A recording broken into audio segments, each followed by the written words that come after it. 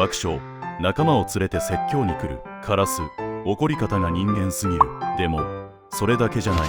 恋をすると枝をプレゼントするし、巣作りに納得いかなければ夜通しで作り直す。優しくされたことも忘れない。1年経ってもお礼のプレゼントを持ってくることがある。怒るのも愛するのもこだわるのも全部心があるから。気づいたら笑ってるのはカラスじゃなくて人間の方かもしれない。